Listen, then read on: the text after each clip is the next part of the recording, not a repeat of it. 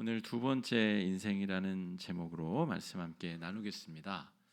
우리가 레오나르도 다빈치의 그림, 예수님이 잡히던 날 밤에 제자들과 함께 식사를 하셨다는 그 그림을 최후의 만찬이라고 부릅니다. 그런데 그 그림은 여러모로 당시의 유대적 상황을 잘 담아내고 있지 못합니다. 유대인들은 이렇게 비스듬히 누워서 식사를 하는데 그 그림에서는 여러분 뭐 보여드릴 필요 없을 정도로 연상이 되실 텐데 사람들이 다 테이블에 앉아서 밥을 먹죠. 그러니까 그 당시라고 하기보다는 레오나르도 다빈치 시대에 맞는 식탁 문화에 맞춘 그림이라고 볼 수 있고, 또 그 그림의 이름을 최후의 만찬이라고 사람들이 부르는데, 사실 당시 그 식사의 이름은 최후의 만찬이라고 할 수가 없습니다. 유월절 식사라고 불러야 됩니다.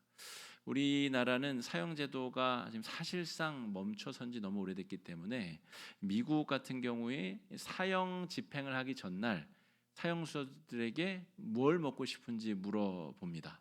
그리고 그 식사를 큰 문제가 없으면 준비시켜 준다 그래요. 약 40불, 그러니까 5만 원 정도의 식사 재료비가 들어가고, 인근에서 재료를 구할 수 있고 교도소 식당에서 조리할 수 있는 음식을 요구하면 그 음식을 전날 먹게 해준다는 거죠. 그러니까 사형수에게 뭐 먹고 싶은 거 있어? 라고 물어보면 이제 그날이 가까이 온 겁니다. 기록을 찾아보니까 어떤 사람들은 이제 뭐 콜라를 한 10캔 먹기도 하고, 어떤 사람은 사탕을 한 봉지 사달라 그래 그걸 계속 까먹으면서 하루를 보내기도 하고, 통계상 가장 많은 음식, 가장 많은 사형수들이 찾은 음식이 이 치즈버거와 감자튀김이었다고 그래요. 그러니까 어렸을 때 자기가 행복하게 먹었었던 그런 음식들을 주로 요청을 하나 보죠. 그런 식사를 최후의 만찬이라고 부르는 겁니다. 사람들이 예수님의 잡히시던 날 밤에 제자들과의 식사를 아이고 불쌍한 사람 이제 죽기 전에 잘 먹는다라고 생각을 하는 거죠. 그런데 예수님이 제자들과 함께 나눈 그 식사의 이름은 본래 유월절 식사입니다. 이 유월절 식사의 근원은 출애굽기로 가야 돼요.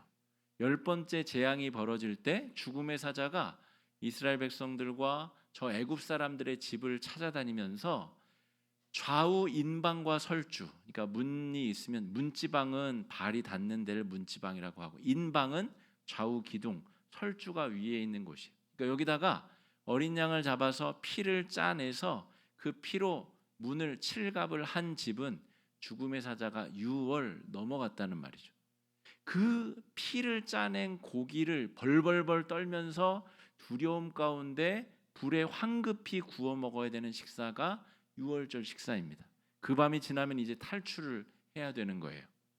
그게 유월절 식사의 근원이고, 유대인들은 유월절 명절이 되면 예루살렘에 모여서 가족끼리, 친척끼리, 이웃끼리 모여서 양 한 마리, 1년 된 양이나 염소를 잡아서 그 피를 쏟아내고 그 고기를 불에 구워 먹는 식사를 했다는 겁니다. 그게 바로 유월절 식사의 이제 시초이고, 제자들과 잡히시던 날 밤에 드신 식사가 바로 그 유월절 식사였어요. 이게 말하는 게 뭔지 아세요?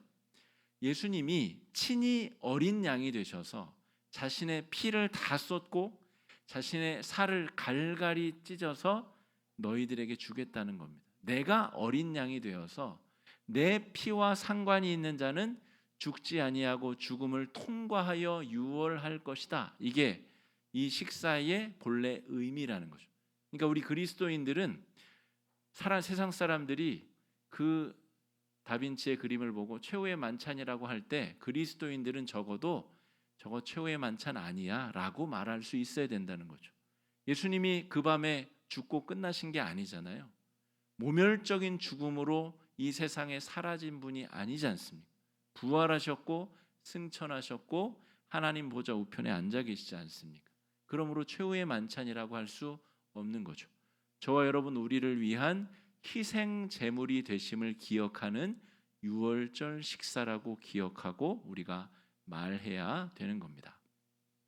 예수님은 십자가 위에서 친히 어린 양이 되셔서 자신의 살을 찢고 피를 쏟아 우리를 구원하셨습니다.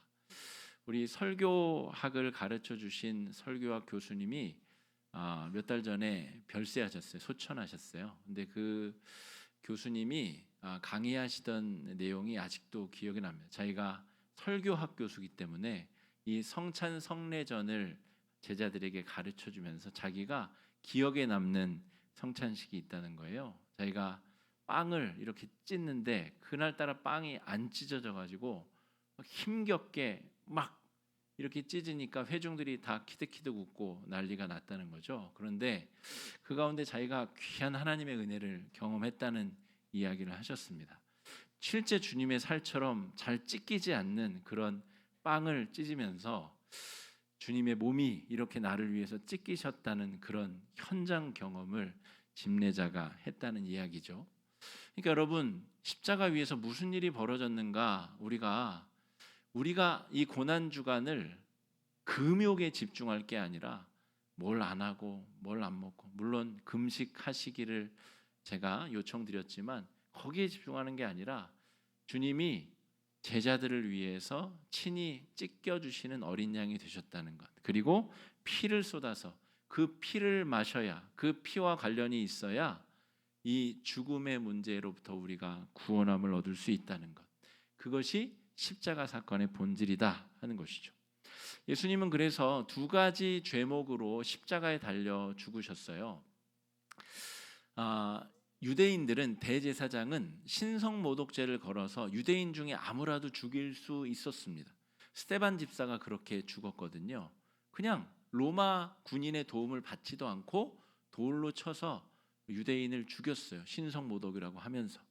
예수님도 그렇게 죽일 수 있었는데 그렇게 하지 않은 이유는 뭐냐면 예수님의 인기가 그 당시에 하늘로 치솟고 있었기 때문에 그렇게 죽였다가는 부메랑이 되어서 더 큰 이 폭풍이 몰아닥칠 것을 예상한 겁니다. 그래서 굳이 빌라도에게 보내서, 저자가 스스로 자칭 왕이라고 하는데 그러면 황제를 섬겨야 되는 총독 너는 이 자를 잡아 죽여야 되지 않겠냐. 그래서 로마 제국의 사형 형틀인 십자가에 달아서 처참하게 죽게 만들었다는 거죠. 예수님의 죄목은 그래서 신성모독이라는 유대교의 죄와 또 로마 제국의 죄, 이 반란 수괴죄를 엮어서 예수님을 이중 죄목으로 씌워서 죽였다는 겁니다. 이게 여러분 가지는 의미가 뭔지 아십니까?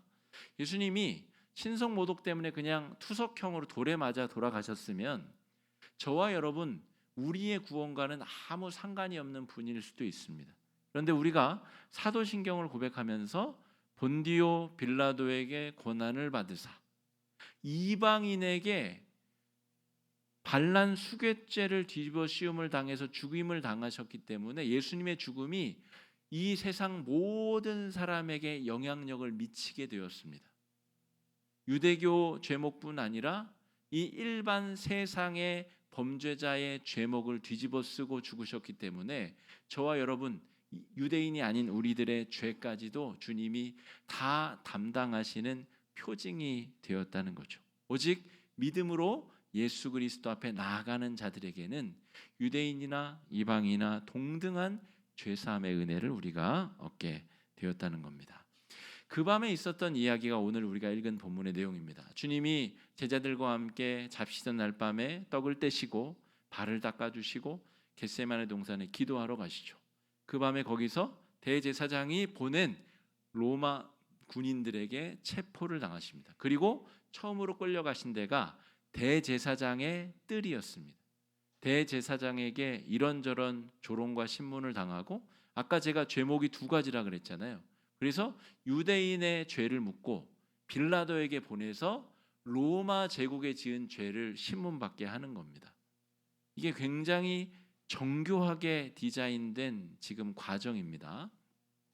그래서 지금 대제사장의 뜰에 들어가서 신문을 받고 계신 예수님을 베드로가 뒤쫓아간 것이죠.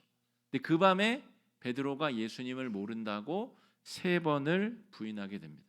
그런데 첫 번째, 두 번째 다 여종 아이에게 변론하는 내용이거든요. 근데 다른 사람들이 또 알아보자 세 번째는 이렇게 모른다고 합니다. 71절 말씀 읽어보겠습니다. 시작. 그러나 베드로가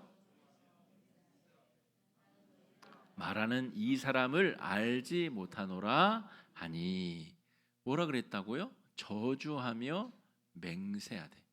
내가 이 사람 알면 내가 사람이 아닙니다. 나 이 사람 정말 저 사람 죽어 마땅하다고 저는 생각합니다. 이렇게 얘기했다는 거예요. 그럼 상상해 보세요. 3년이나 스승님 하면서 쫓아다닌 스승을 모른다 세 번째는 저주하고 내가 저 사람을 알면 사람이 아니다, 그렇게 말하면서까지 예수를 부인했다는 거예요. 그럼 상상해 보세요. 제가 우리 장덕수 장로님을 저분 몰라요. 모를 뿐만이 아니라 막 험한 욕을 막 해가면서 저분 절대 모릅니다. 여러분 그렇게 하고 난 다음에 베드로의 마음이 어땠을까? 여러분 옆에 있는 분들, 막 주일에 밥도 같이 먹고 목장 모임도 같이 하던 분들, 위기의 상황이 닥치니까 절대 모른다고 막 저주하고 맹세하고 그 난리를 3번이나 쳐버린 겁니다. 하룻밤 사이에. 한 번이면 실수죠. 2번도 실수라고 볼 수 있어요. 그런데 저주하고 맹세했다는 것은 강력한 의지가 들어간 것이고, 정말 자기 자신의 밑바닥에 완전한 죄의 그 막장을 지금 보여주고 있는 것입니다. 하룻밤 사이에 3번의 자기 삶을 부정하였습니다. 3년간 자기가 어떤 삶을 살았는지를 부정해 버린 것이고, 자기 부인과 자기 부정은 여러분 많이 다른 겁니다. 자기 부인은 십자가를 위해서 내 욕망을 참는 것을 자기 부인이라고 하고요. 자기 부정은 자기가 살아온 삶 자체를 인정하지 않고 거짓말해 버리는 것이 자기 부정입니다. 지금 베드로는 자기 부정을 하고 있어요. 내가 누구인지, 내가 어떤 삶을 3년간 살았는지를 완전히 부정하고 있는 거죠. 이런 삶을 거듭났다고 할 수가 있습니까? 거듭났다고 하기 어렵죠. 거듭나기 이전의 상태를 살아가고 있는 겁니다. 3번을 부인하자, 부정하자, 이제 저 멀리서 2번째 닭소리가 들려오게 됩니다. 우리 전 지구상에 가장 아주 친밀한 가축이 닭이라고 볼 수 있어요. 지구상에 닭 안 키우는 동네가 없을 정도로. 그러므로 전 인류의 모든 사람들의 집단적 무의식의 내면 속에는 뭐가 있냐면 닭이 가지는 상징성이 있습니다. 닭이 무엇이냐? 우리 중국에서도 닭의 피로 귀신을 쫓잖아요. 그런 것처럼 닭이 가진 어떤 신성한 어떤 그런 특징, 그게 뭐냐면 바로 깨달음을 의미하는 것입니다. 그동안 알지 못했던 것의 깨달음. 정말 내가 거듭났다라고 생각하고 주장하며 살았는데 내가 그동안 예수의 뒤를 허투루 따라다녔구나, 거짓으로 따라다녔구나 라는 것을 깨닫게 되는 그 순간이 2번째 닭이 우는 순간이었다는 것입니다. 또한 닭은 어둠을 물리치고 아침이 밝아오는 것을 상징하는 존재가 바로 닭입니다. 제가 우리 사택 마당에 닭을 키운 적이 있습니다. 우리 가온이가 병아리 부화시켜서 수탉도 있고 암탉도 몇 마리 있었는데요. 실제로 제가 키워봐서 정말 정확히 압니다. 수탉, 장탉은 동이 터오면 주변이 밝아지면 힘차게 울부짖습니다. 정말 온 천지가 진동하도록 울부짖는 거죠. 그 소리를 듣고 사람들이 잠에서 깨기도 하고 아침을 맞이하기도 하고 희망찬 아침을 맞이하는 거죠.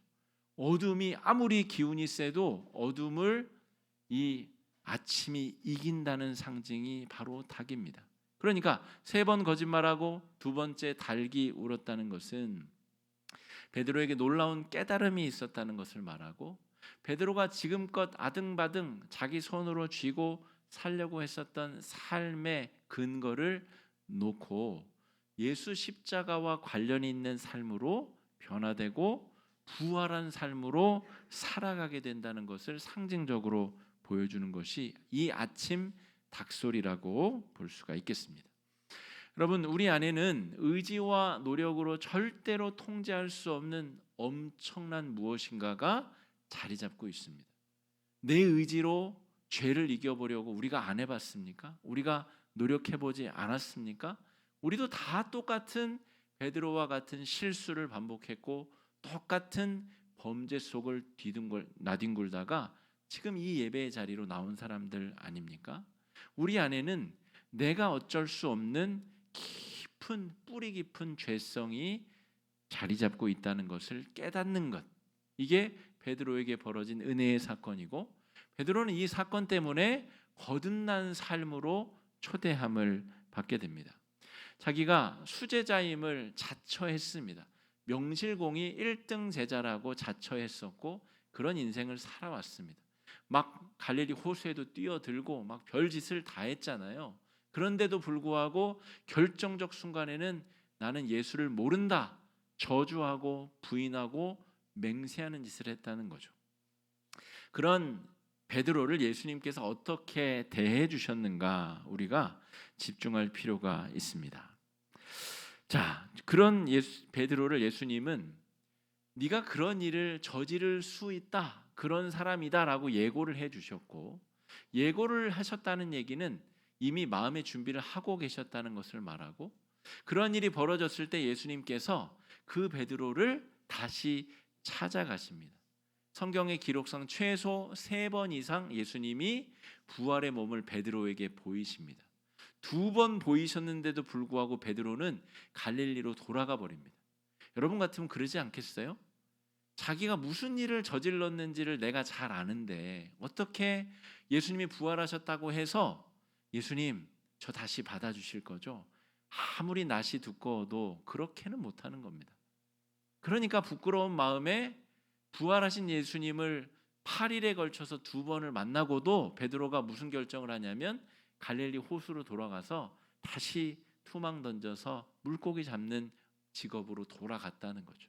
예수님이 삼고초려라도 하듯이 3번째 또 찾아가셔서 조반을 차려주시고 물고기를 구워서 아침밥을 먹이시고 자기의 양떼를 베드로에게 위임하십니다. 네가 나의 역할을 대신해야 되겠다. 여러분이 베드로 입장이라면 어떻게 이 상황을 받아들일 수 있겠어요? 자기 스승에게 막 정말 온갖 몹쓸 짓을 다 했는데 그 스승이 와서 내가 못다한 일 네가 해야 돼? 라고 맡기고 위임하셨다는 겁니다. 예수님이 그 죄인 베드로를 그렇게 대해 주셨다는 거예요. 그러니까 베드로는 그 내면 깊이에 있는 죄의 그 깊은 뿌리가 뽑혀져 나오지 않을 수 없었던 것이죠. 예수님이 베풀어 주신 한량 없는 은혜, 측량할 수 없는 무한대의 은혜가 계속 부어지니까 그 마음의 응어리도 풀어지고 죄의 죄책감도 벗어지게 되고 철저히 부활의 사람, 거듭난 사람으로 살아갈 수 있게 되었다는 것이죠. 피할 수 없는 죄의 책임을 예수님이 대신 다 가져가셨고 대신 책임져 주셨고, 너는 이제 깨끗하게 된 자로, 거듭난 자로 2번째 인생을 살라라고 말씀해 주셨다는 겁니다. 여러분, 그래서 우리들은 예수님 때문에 2번째 인생을 살아가는 사람들입니다. 어머니 뱃속에서 나와서 1번째 인생을 살아갔고 예수님의 이 한량없는 은혜를 경험하고 우리는 2번째 인생을 살게 됩니다. 그리고 아마 개인적 종말, 우리가 죽음이라고 하는 관문을 통과하면 3번째 인생을 살게 되겠죠. 우리는 지금 2번째 인생 그 어디쯤에 있습니다. 예수를 정말 인격적으로 만나서 그 십자가의 모욕과 수치와 죽음 때문에 내가 거듭났다라고 정말 믿는가? 그것 때문에 내가 2번째 인생을, 새로워진 인생, 거듭난 인생을 살고 있는가? 우리 스스로를 잘 한번 돌이켜 봐야 된다는 거죠. 사람들은 대개 예수님을 만나기 전에 이 베드로와 같은 깊은 죄악의 뿌리를 뽑아내기 위해서 이런 노력도 하고 저런 노력도 하고, 요즘에는 좀 길 가다가 잘 안 보이는데 뇌호흡, 명상, 기수련 이런 것도 있잖아요. 저도 그거 한번 제가 심리 치료 과정 연수 중에 한번 해본 적 있거든요. 진짜 놀라운 일이 벌어집니다, 여러분. 어렵지도 않아요. 벽지에 점 하나 딱 찍어놓고 1시간 동안 그거 딱 보고 있잖아요. 그러면 놀라운 일들이 벌어집니다. 하나님 안 만나도 우리가 영적이거나 어떤 그런 깊은 마음의 심리 체험을 할 수도 있어요. 그걸로 착각하면 안 됩니다. 그것으로 내 마음의 깊은 수렁을 채울 수 있다라고 착각하시면 안 돼요. 우리 안에 있는 깊은 죄의 수렁을 남자들은 주로 막 시계, 차 막 이런 걸로 막 메꾸잖아요. 아무리 쏟아부어 보세요. 그게 메꿔지나. 아무리 좋은 물건 사고 아무리 값비싼 골프채 사서 매일 매주 골프치러 다녀보세요. 그게 메꿔지나? 절대로 안 메꿔집니다. 여러분, 여성들은 또 온갖 핸드백 뭐 이것저것 다 거기다 쑤셔 넣어도 안 메꿔져요. 절대 안 됩니다.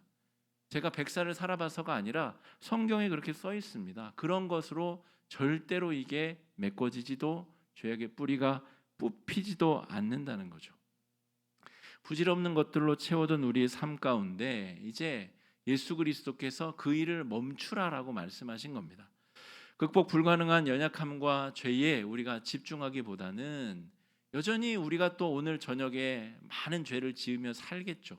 그렇더라도 우리가 잃어버리는 로스보다 하나님께서 예수 그리스도 통해 부어주시는 은혜에 집중하고 한량없는 은혜에 집중하고 경험할 때에 우리는 두 번째 인생을 바르게 살아갈 수 있다는 것입니다. 죽었으나 다시 살아나는 사람처럼, 죽음이 절대 지배할 수 없는 사람처럼 우리는 두 번째 인생을 살아가게 됩니다. 여러분, 예수님께서 배신자 베드로를 갈릴리 호수에 찾아가셔서 물고기를 구워서 조반을 차려주시고 먹어라. 그리고 너 나를 사랑하냐? 3번 물으셔서 3번 모른다고 부인한 것을 다 자각하도록 성찰하도록 하신 이후에 그 다음에 내 양을 먹이라, 치라, 먹이라 맡기고 위탁하시는 예수님이십니다. 그 예수님께서 베드로를 찾아가셨듯이 저와 여러분 두 번째 인생을 살아가는 우리의 마음 속에는 성령님이 찾아오셔서 성령님이 주인 되십니다. 그리고 우리 안에 놀라운 회복과 구원의 역사를 이루어 주십니다. 여러분, 오늘 우리는 주님의 식탁에 똑같이 참여할 예정입니다. 최후의 만찬이 아니라 주님의 십자가 유월절 어린 양의 식탁에 우리는 참여하게 될 것이고, 그 식탁 이후로 우리는 또 실패하고 넘어질 가능성이 있으나, 여러분, 연약하고 나약한 심약한 우리들을 살리기 위해 주님께서 십자가에 달리셨다는 사실을 잊지 마시고 그 십자가로 말미암는 두 번째 인생을 멋지고 의미 있고 가치 있게 살아내실 수 있는 여러분 되시기를 주님의 이름으로 축복합니다. 그런 한 주가 되시기를 주님의 이름으로 축복합니다. 잠시 기도하겠습니다. 사랑의 주님, 우리의 연약함을 긍휼히 여겨주시고 불쌍히 여겨주십시오. 내가 바로 다름 아닌 베드로와 같은 사람이고 하룻밤새 주님을 모른다고 부인하고 저주하고 맹세할 수도 있는 사람임을 고백합니다. 우리를 위해서 주님이 십자가 위에서 모욕과 처참하게 찢기고 피를 흘리셨음을 이 시간 기억하오니 우리에게 베드로에게 부어주셨던 한량없는 은혜를 부어주시고 부활한 사람, 두 번째 인생을 살아가는 사람답게 하나님 앞에 살아가는 멋진 인생 우리에게 허락하여 주시옵소서. 예수님 이름으로 간절히 기도드립니다. 아멘.